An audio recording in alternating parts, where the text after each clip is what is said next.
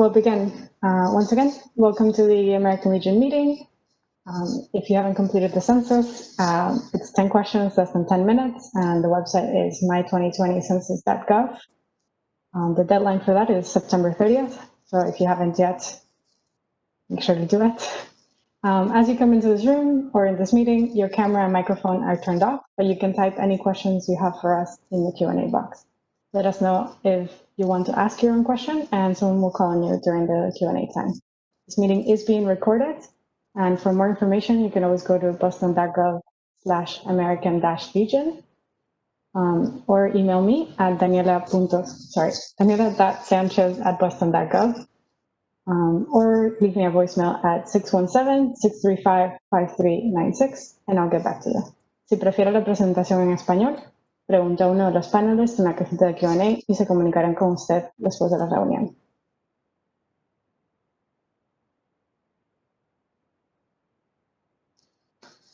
So this meeting is about American Legion. We're looking for a safer and slower American Legion. Before I begin, I want to do a short presentation of everybody who is here with me in the meeting.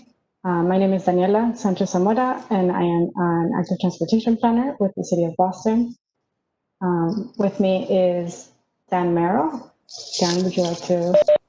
Hi, I'm Dan. I am the lead engineer on this project, and I work in the active transportation department with Daniela and the rest of the folks here. With us is also Jen.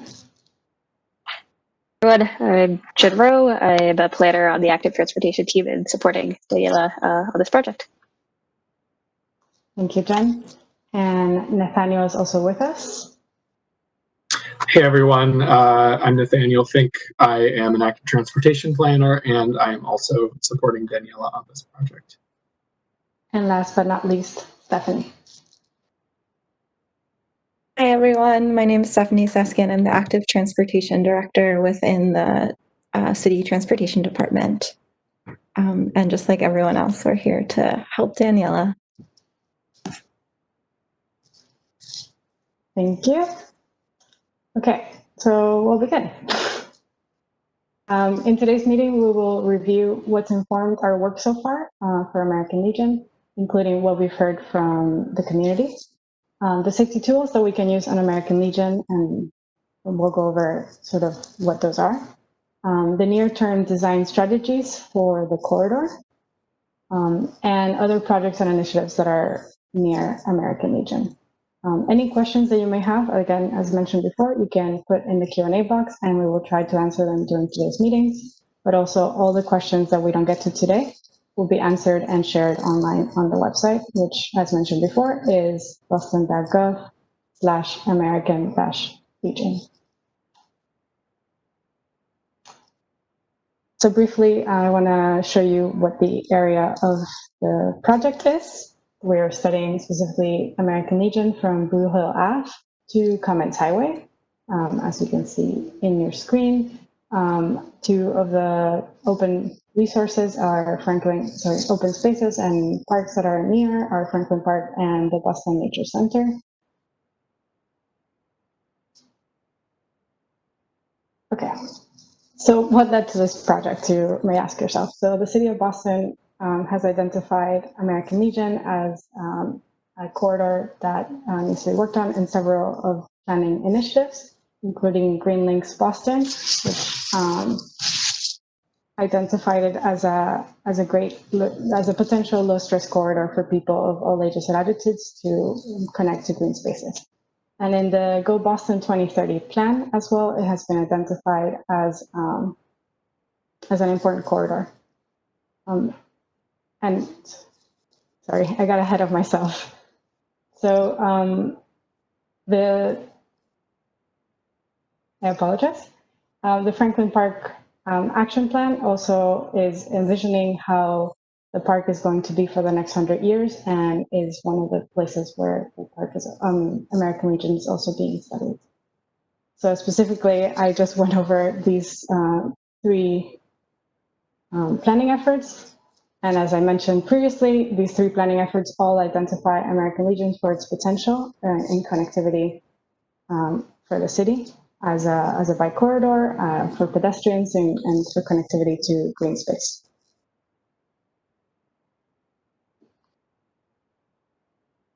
So we really want to thank all the neighbors and community members that have reached out to us and that through the years have been really involved in making American Legion change. We've heard from you a lot of comments, and so we want to communicate to you what we've heard so far to make sure that we are not missing anything. Some of the comments that we've heard is that drivers are speeding at all times of the day. The drag racing is keeping the neighbors up at night and is causing a lot of damage on the road and around it. That there are too many crashes on American Legion. That walking doesn't feel safe, and many people are avoiding getting to neighborhood resources such as the schools, the shops, and the parks by foot, because not only is walking feeling unsafe, but also crossing the street is very difficult, and that biking is very scary for most people. These things that we've heard from the community are also echoed on the Livable Streets Alliance survey that they did this year. The Livable Streets Alliance collected 459 surveys from the summer between July and September, and the top concerns that were identified was speeding and drag racing. Over 60% of the surveyed wanted drivers to adhere to the city's default speed limit, which is 25 miles an hour. 51% of the respondents also wanted more places to safely cross the streets, and 44% asked for physically separated and continuous bike lanes.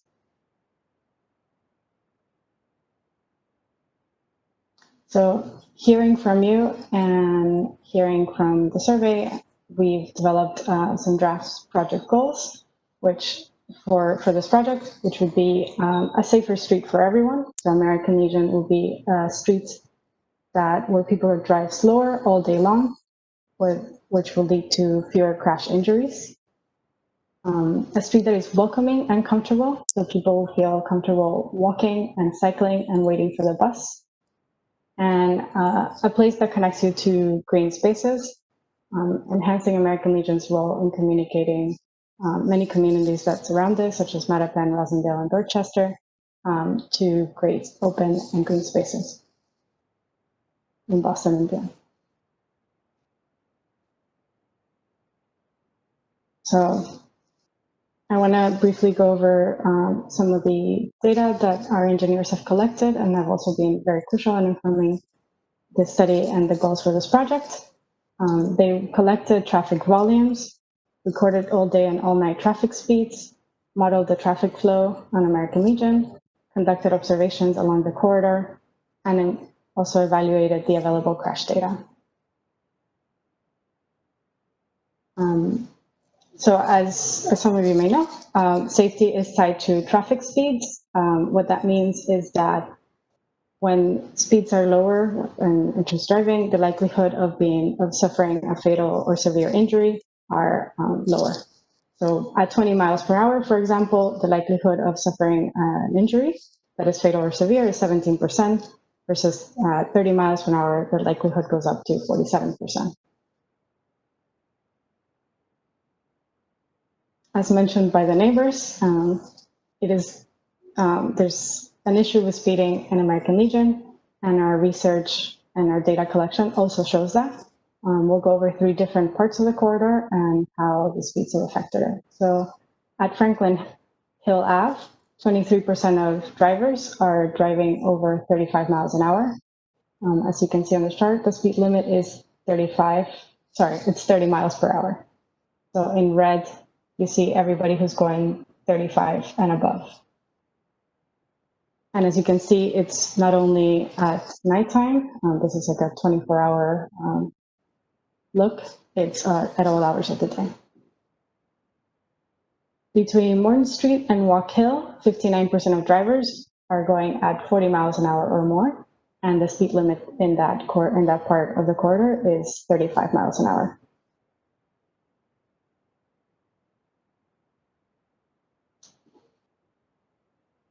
And just north of Mount Hope Street, The speed limits are 30 miles an hour, and 45% of drivers are going 35 miles per hour or more. And as you can see in the three parts or in the three charts that we showed, it is an all-day issue, not just during the nighttime or during the middle of the day or during rush hour.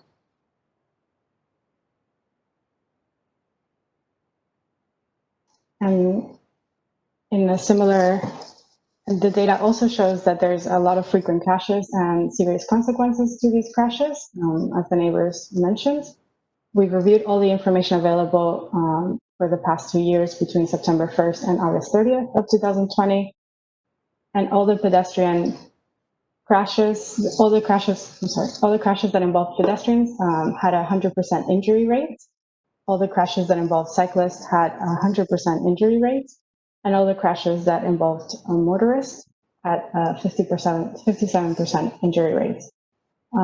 As you can see if you're joining us by phone, you won't be able to see it. So it is a heat map that we're hoping will also be displayed on our website.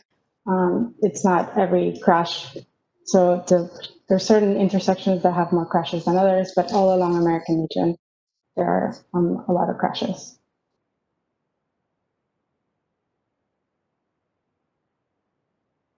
So what can we do in order to address these speeding concerns and the crashes that are going on in American Legion? We'll go over some of the safety tools that we have available for a corridor of the magnitude that is American Legion, where between 25 to 29,000 cars pass every day. So the first thing that we want to do is create more time to cross the street. Currently, the traffic lights, so what we can do is update the traffic lights to give more times to pedestrians to cross the street. Currently, they're very short, and so pedestrians are struggling to get through from one side to the other in a safe way. These changes can be done immediately before this year. What we can also do is reallocate travel lanes. Traffic flow is controlled by signals and the pace of other drivers around you. So meaning if you have, for example, one travel lane and there's a car traveling at a certain speed, all the other cars have to pass it, have to follow that speed because they can't pass that car. So by reducing the number of travel lanes, the drivers will need to travel at a lower speed between signals. Strategic reduction of travel lanes has been shown to reduce crashes by almost 47%. And these changes can be made this year as well in the fall. Another change we can implement this fall is the creation of protected bike lanes. We can create space for cycling that is separate from vehicles and from people walking. These bike lanes are generally would be wide enough to ride side by side with family or friends.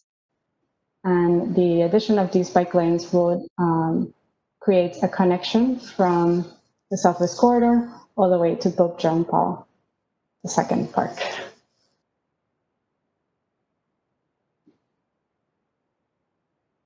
Another issue that we've observed has been safer turns. Turning on the streets is sometimes very unsafe. At some intersections, drivers turn very fast and they're not able to see the people walking. So in order to make safer turns, what we can do is restrict some of the locations in which people are turning, making the drivers go to a signalized intersection to make these turns instead. Some of these changes can be implemented this fall as well, with some of the upgrades being done in future years. We are also looking at adding new crosswalks. Some of the locations that have been identified are near Circuit Drive and at Stella Road, but we are also looking into studying other locations, such as near the Haley Pilot School. This requires construction, so it will take a little bit longer to build.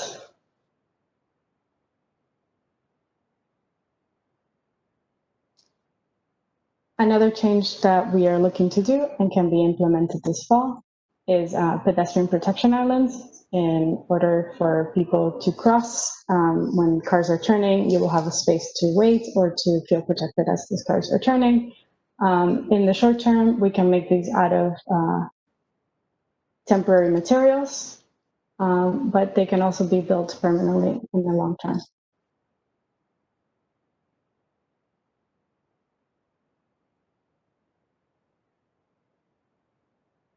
Another issue that has been identified is the accessibility of the bus stops on American Legion currently. The bus stops ideally are to be accessible to all people with all different abilities, and they need to be comfortable for people waiting for the bus. So we will be working with MBTA to locate the best places to put these bus stops and to build accessible, and to make them accessible. We're also exploring the purchasing of benches. This change requires construction, so it will be built in the following years.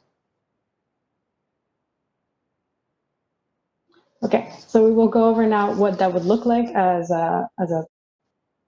once it's finished or once it's built. So in the intersection or in the section between Blue Hill Ave and Morton Street, as you can see, we've identified 3 different scenarios. The one at the bottom would be what most of the corridor will look like, well, in some of the areas, or this portion specifically, which is 2 separated bike lanes, 1 in each direction, with the travel lanes. As you can see in the Franklin Hill Ave, we will change. There will be, ideally, there would be a crossing where cyclists will go into a 2-way bicycle lane closer to Franklin Park, and then they can go into Circuit Drive and enjoy the park and connect to the Southwest Corridor, and the bike lane will continue in the southbound direction from Blue Hill Ave.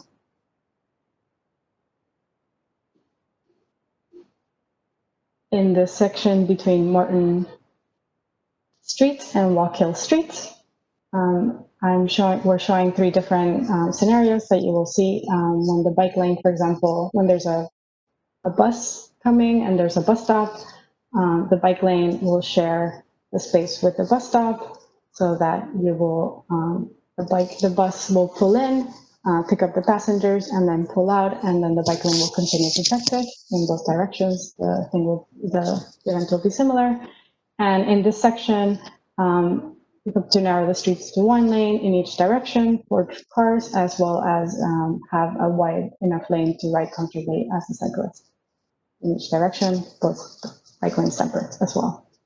And once you get to the intersection in Walk Hill Ave, here we're showing a very similar scenario as up, as in the top one, which would be if there's a bus stop, the bus will pull into the bike lane or into that section to share with the cyclist. They would have to yield, and then the bike lane will continue protected. But we are leaving, as shown, enough space for cars to turn safely. And in the section between Walk Hill Ave and Cummins Highway, we are also able to accommodate parking where possible, and we are able to also keep the turn lanes so that people are able to turn into the neighborhood streets in a safe manner.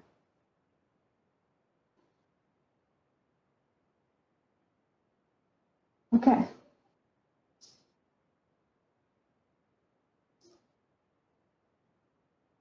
I want to briefly go over other initiatives and projects that are happening near American Legion. As I mentioned at the beginning, the Franklin Park Action Plan is currently happening. This project or this action plan hopes to imagine and put into action what the next 100 years from Franklin Park will be like. So it would be a great time to get involved. Right now, they're in the process of synthesizing a lot of the information that they've received.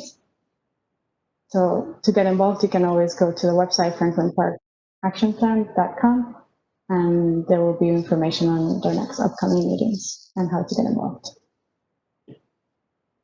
We also have other projects happening on our city streets, very near American Legion, such as the Cummins Highway Complete Street, where we are hoping to redesign Cummins Highway into a safe, green, and comfortable street for all users. And the Blue Hill Avenue Transportation Action Plan, which is to improve transit equity and quality of life by reimagining Blue Hill Labs and its functions currently. And both of these have city.gov websites. In order to get more information on Commons Highway, you can visit boston.gov/common-highway. And in order to get involved into the Blue Hill Ave, which has some upcoming meetings very soon, you can go to boston.gov/blue-hill-ave. We also want to briefly mention that Blue Hill Ave, I already mentioned that Blue Bikes has discount passes available. There's a free 90-day pass currently for anybody who works in grocery stores, pharmacies, restaurants, or shops in Boston. We're offering free 90-day passes. You can visit boston.gov/bike-share in order to find more information about these discount passes. A lot of employees in the city of Boston also offer employee discounts. Those are some corporate programs, and you can find information for that on bluebikes.com. And if you receive any type of public assistance, you qualify for $5 30-day passes or $50 annual passes. And for more information on those passes, you can visit, as before, boston.gov/bike-share. Not full. We also want to provide some MBTA updates.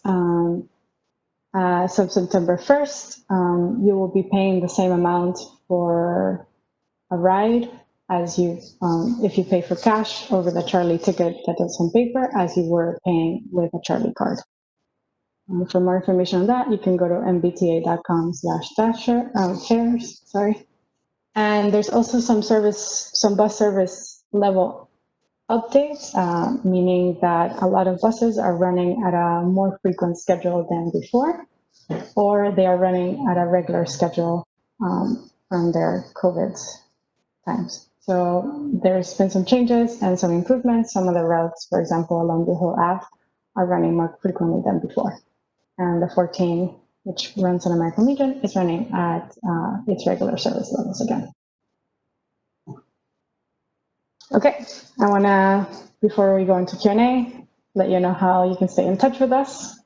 We have some upcoming events. You can meet us in person in some of our pop-up or drop-in sessions. You can stay as long as you need, ask any questions, and review some of the material that we've gone over today.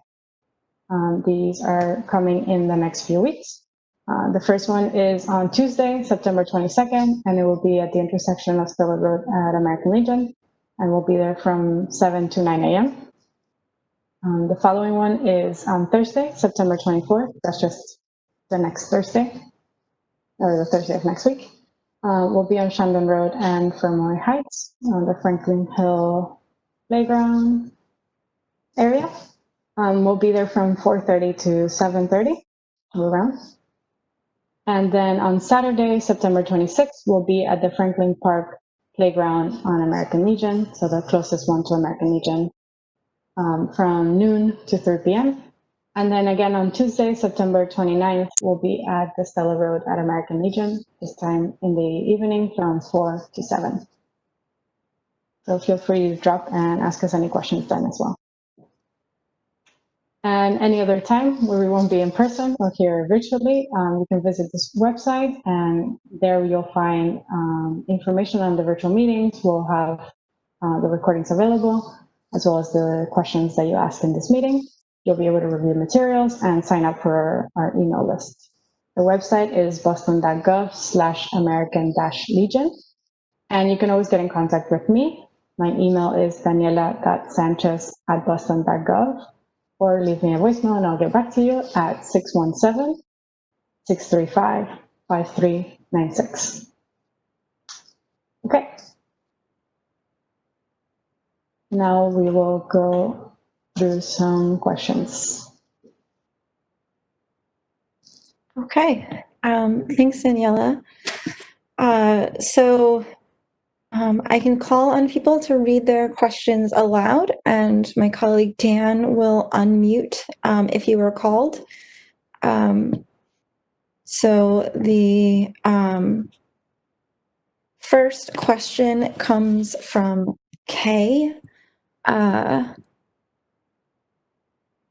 Last name begins with an A. Dan, I think it's just the first initial is a K. I will unmute her now. Or him, Or not him. sure. That is Or true. Or them. Kay Alian, you are unmuted. This is Kim Allen. Thank you. Thank you very much for hosting the meeting. It was very interesting to hear about all of your great plans. I'm very interested in what your plans or the rationale for not including the section of American Legion that leads toward Hyde Park Avenue. I actually the helicopters just stopped roaring around. There's a bad accident at that intersection, and this is probably the second in about the last 3 years that have been fatal and have a huge impact on the families in our community to lose people. So I'm just wondering, are there plans or is there a way to extend this project to consider ways to make that part of the route safer?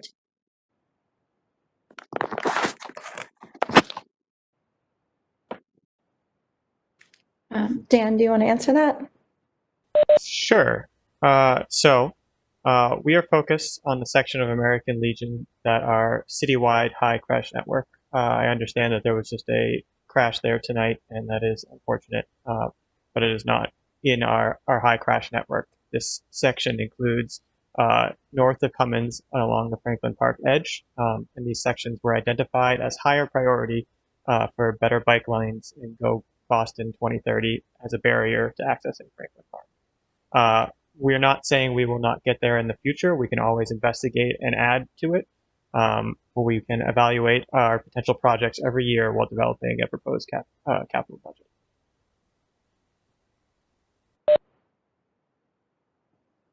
Okay. Thanks, Dan. Let's see. Next question coming in is from James Hill. Dan, would you unmute James? James, you are unmuted.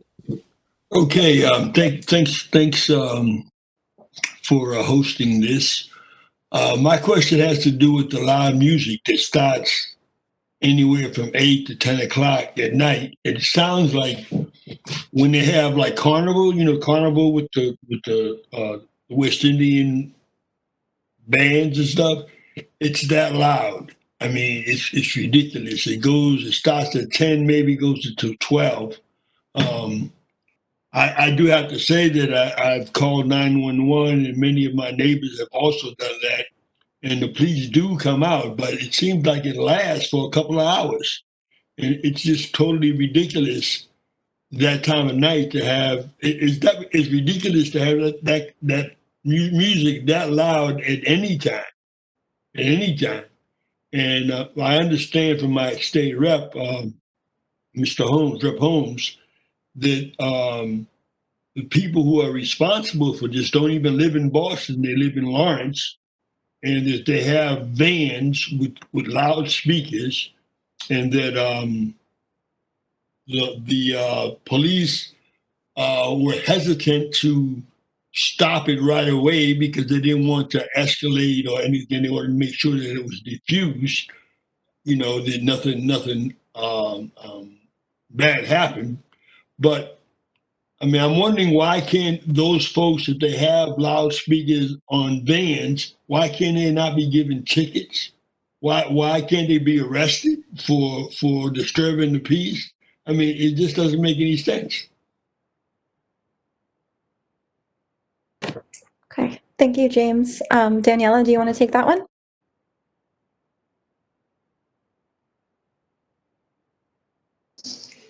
Thank you, Dan. And thank you, James, for asking that question. We've definitely heard about the loud gatherings and the corridor, and I understand that it's very disruptive and frustrating for the neighbors. This project doesn't address the loud music, but we hope that with reducing the speed, it discourages both these loud and dangerous sounds that tend to happen with the crashes and everything.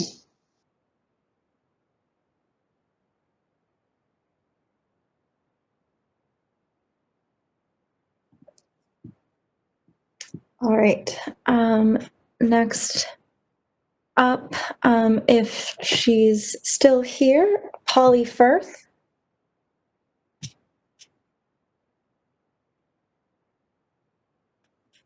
It does not appear that she is still here.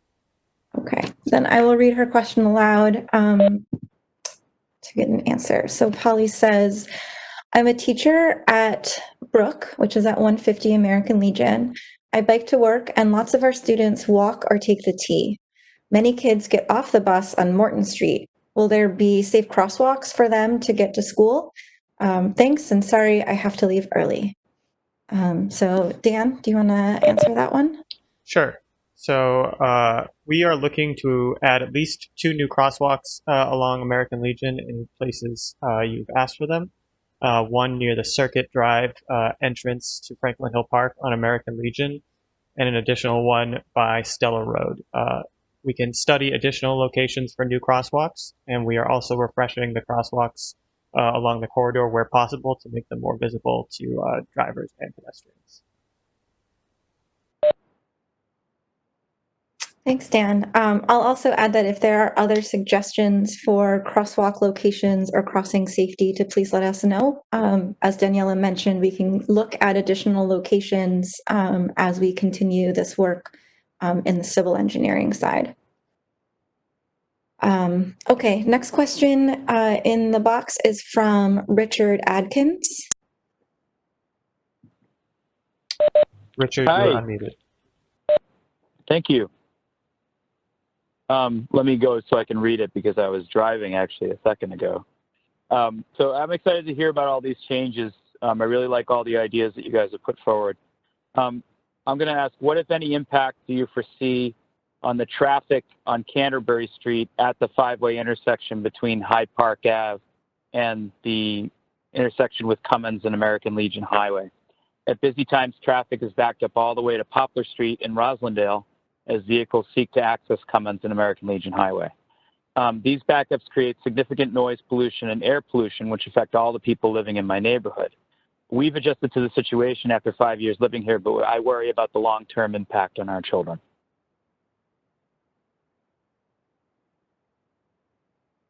Dan, do you want to take the questions about traffic? And Daniela, if you have anything to add, feel free to chime in. Sure. Unfortunately, this intersection to make significant changes to would require a complete reconstruction of the whole thing, including all of the islands, all of the sidewalks, and all of the signals that are throughout the whole intersection. And this level of effort is beyond the slight signal changes as well as the striping that we are trying to put down quickly as soon as possible. It is possible in future years that this intersection will be prioritized through our annual capital budget development process. But more importantly here, we are trying to provide bike connections east via Cummins and as well as entirely up American Legion Highway, which should dramatically increase bike connectivity, which will hopefully get more people off of the road and out of vehicles and biking along this instead of driving.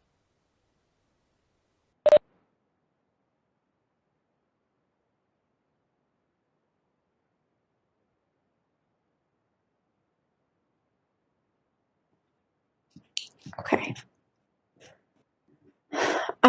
There's a next question is from Maud Wright.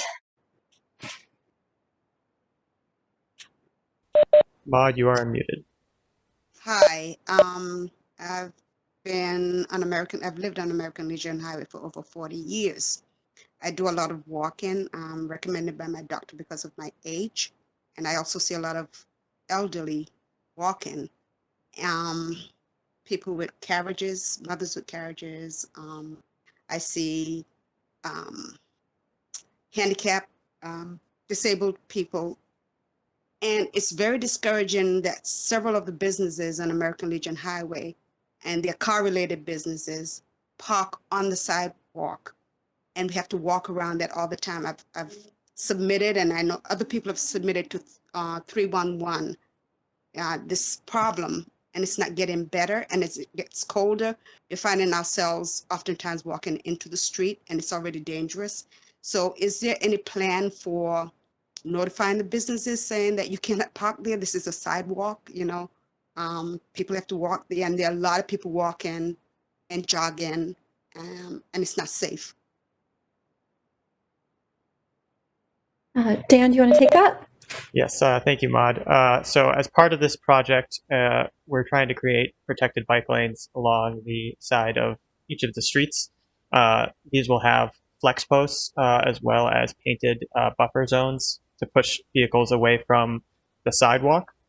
So with this new condition, you won't be people who, where we are retaining parking, it won't be directly against the curb, so it will be much harder for them to park on the curb. Additionally, I am trying to put up more no parking signs where it is necessary so that people understand where they can and can't park. If you have any specific areas you think that are definitely limited, please write them in and I can address it hopefully in our design. So powerful, Dan. All right, so we have a couple of people who have a lot of great questions. So Anne, you are next. I'm happy to come back to you. I know you have 4 questions in there so far. So if you want to ask 1 or 2 that we can answer now, and we can come back to you once I've gotten through a few other people. And you are unmuted. Oh, great. Can you hear me? Yes, we can. Well, my first question is just a naming thing. The roads that we've been talking about are the American Legion Highway, the Cummings Highway.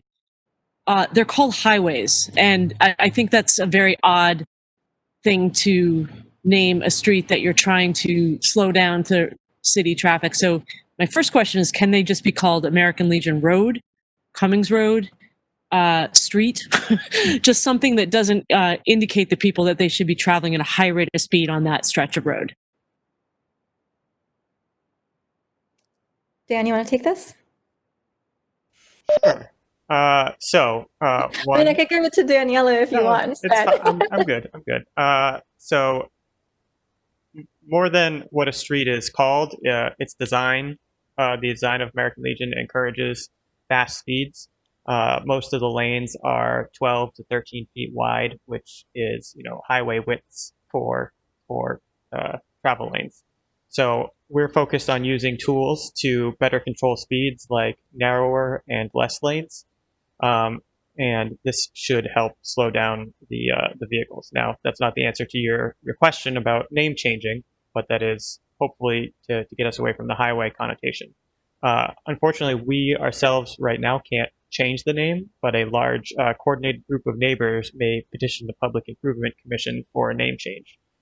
Information on this process can be found at a website that I'm not going to say out loud to you, but it's the Public Improvement Commission website. If you Google Boston Public Improvement Commission, I'm sure you'll find it there. Thanks. Great, thank you. So that's up to the neighbors. If they like living on a highway, they can keep it. Yes. If they don't, they can work to change.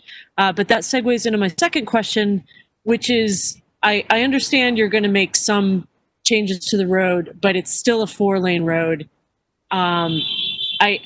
There's plenty of 4-lane roads that in theory have 25 miles per hour and they're narrow. I'm thinking of Center Street in West Roxbury, where people are speeding constantly all the time, and they're quite dangerous, even though they're narrow. So what will change behavior? I haven't heard a word about enforcement. I just don't see anyone driving on a highway that's driven on this road for decades probably is going to change any behavior, even if the road gets a little more narrow. People are used to that. You are correct. The speeds on American Legion Highway are higher than almost everywhere else in the city.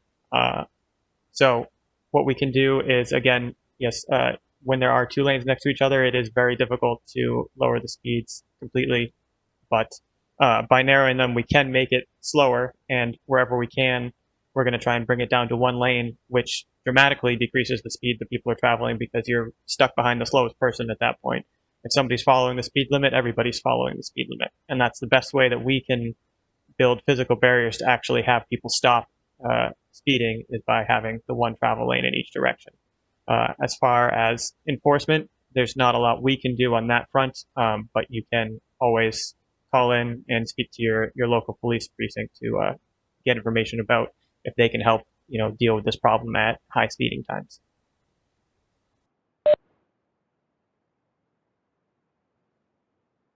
All right, we will come back for questions 3 and 4 from you. And I'm going to go to Jennifer next. She also has multiple questions. So Jennifer, if you want to stick to 2, which I think is actually how many you have in there, we can get them both done now and then move to the next person. Sure, thanks. And thanks for this opportunity to talk to some folks about this. I'm a Haley parent and coordinated the drop-off in the mornings for kids because there was no way for parents to be able to pull over and safely drop off their kids without really horribly backing up traffic or just causing a lot of problems. So I've seen a lot of accidents and I've seen a lot of near misses that have happened there, and I watch the drivers every morning texting the entire time they're driving, and it's wild. So a couple of things. Our crossing guard is asking at the intersection of Canterbury and American Legion Highway if that can be one of the places where the no turn on red is, if that is planned for cars that are going from Franklin Park towards Cummins Highway. They're turning right there where the forest is, and there have been a lot of near misses. My nephew was almost hit by a car because cars are just flying down American Legion Highway and then taking a quick right. That's one. Do you want me to keep going? I can answer that right now. Sure. So while we were out in the field, that it matches what I saw when I went up and down the corridor. There aren't a lot of no turn on red signs out there.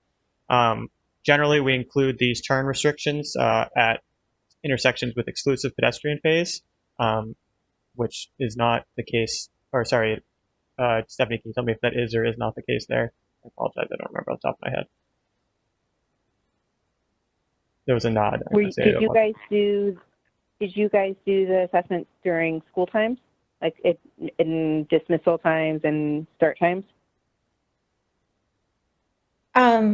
We have been out there, but as everyone knows, it has been a while since school was in session. So certainly totally agree with what you have seen is what I have seen just going through. I think what Dan is saying is that at this intersection, we can add no turn on red restrictions. It is running as an exclusive pedestrian phase. So all drivers are supposed to stop while pedestrians are going, and especially given that this is a school area, we shouldn't have any issues with our signals team putting up those signs and restrictions. Yes, and also if you have other, I know you have a second question that you can get to, but again, a reminder for everyone, if you have additional specific information or knowledge that you want to share with us, feel free to be in touch with Daniela, send her an email, give her a call, leave a very long voicemail, whatever you would like to do. Because the more that we hear about your experiences, the better that we can tweak the design that we can do this fall and going forward to make sure that we're addressing as much of it as we can. So if you want to ask your second question, go for it. Great. Thanks, Daniela. I will definitely be calling you. So the other one that I'll put on here, just because I've never been able to find someone that can answer this, is the bus route for Route 14. So there's at least 3 schools that are along this route. It's Brooke, Haley Pilot, Boston Latin Academy, and you mentioned that the schedule is back on routine schedule, but the schedule is every 45 to 50 minutes. It's a really horrible schedule. and it doesn't line up for when the schools start. So kids are either having to get to school really early or they're late, and kids don't get an excuse when MBTA buses come late. They only get an excuse for a yellow bus tardy. So is there any way that you guys can try to line up the bus schedule? If you're not going to increase the amount of times the bus goes by, can you at least change? It's really like, it's not that much of a difference that needs to happen so that kids can get to school on time.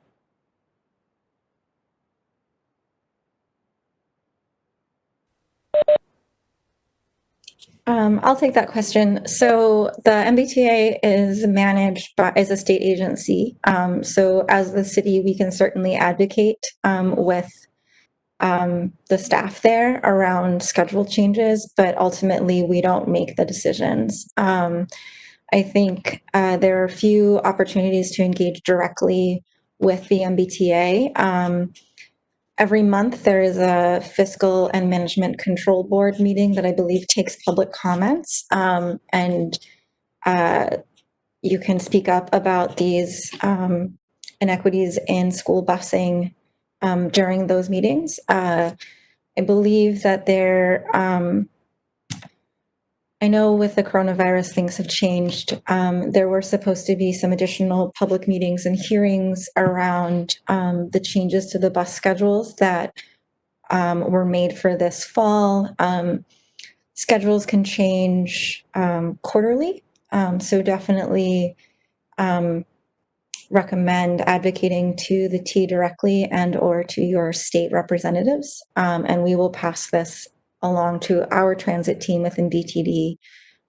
This isn't the only school that we've heard from where the school bus schedule, like the MBTA schedules, just don't match with what the school needs are.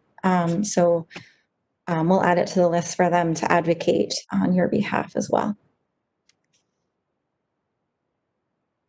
All right, let's okay, the next question in the box is from Erin. She doesn't have a working mic, so don't try to unmute her, Dan. I will read her question out loud. Will any of the changes to traffic patterns and the addition of bike lanes make an impact on drag racing? I understand speeding happens all day long, but the sound from racing is really disruptive.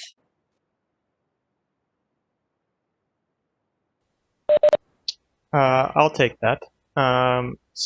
Unfortunately, drag racing is a common activity in multiple Boston neighborhoods from Back Bay to Mattapan.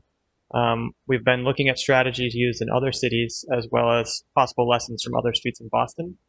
Unfortunately, at this time, our tools are limited and a lot of the weight lands on the shoulders of the Boston police here, as it does in other cities around the country. Drag racing is both easy and prominent, where there are long stretches of uninterrupted 2 or more lanes of travel. So our plan is to reduce the travel lanes wherever possible. This has the twofold effect of disallowing any side-by-side racing, as well as allowing vehicles traveling at the speed limit to set the speed for others on the corridor. Our speed data indicates that dangerous speeding happens all day, while our tools to address drag racing, maybe Belinda just said that, our design tools significantly lower speeds during the hours when people are walking to the park, visiting shops, and bringing kids to school. Sorry if I sounded a little robotic reading that.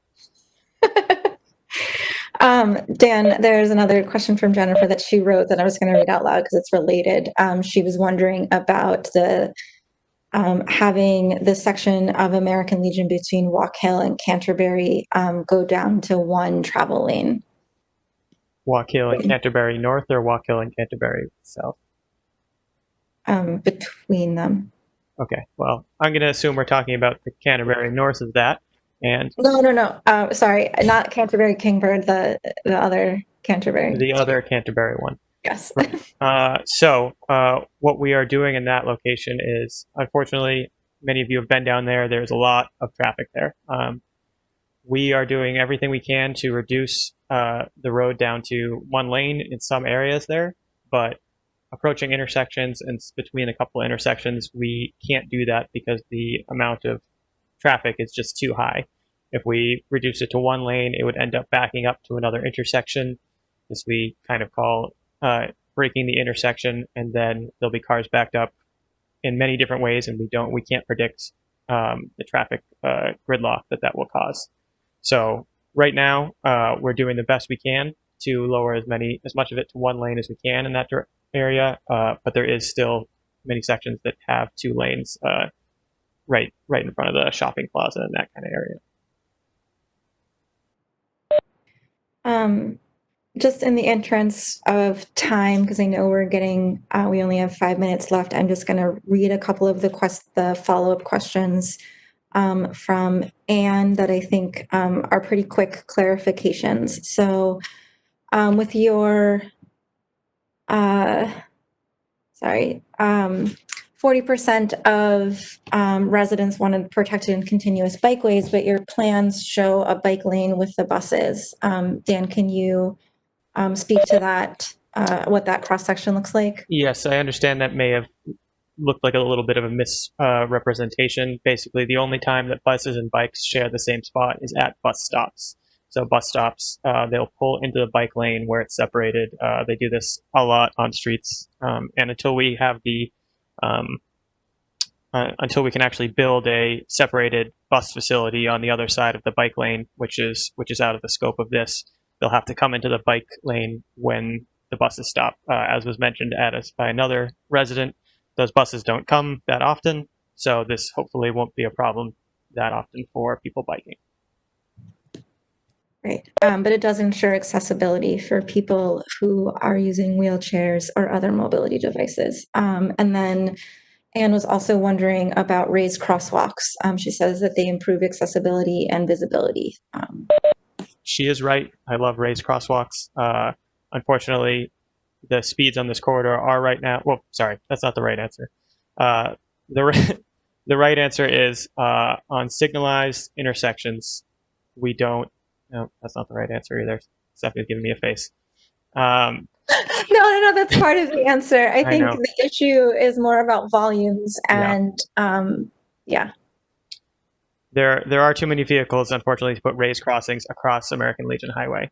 That does not stop us from revisiting the future and putting them on the side streets where people will be turning right and left off of the street.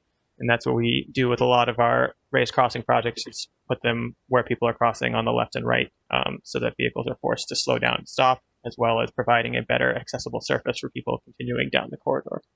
So yes, we like raised crossings. No, we cannot add them because they take time to construct and design, which we do not have for this project right now.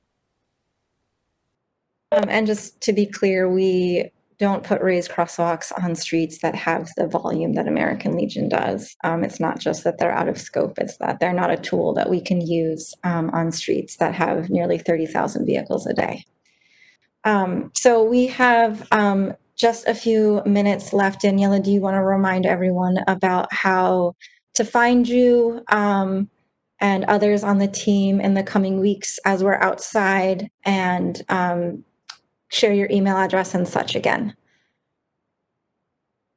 My pleasure. Well, if I can get to the slide. Okay. So in the coming weeks, which is specifically next week and the one after, we would be doing in-person events, or not events, but sessions where we are coming to the neighborhood, and you can come visit us. You can review the materials. You can ask us any questions. On Tuesday of next week, which is September 22nd, we'll be in the morning from 7 a.m. to 9 a.m. at the intersection of Stella Road and American Legion, or near it. On Thursday, September 24th, which is next Thursday, we'll be at Shandon Road at Fairmount Heights, which is the Franklin Hill playground and ball area.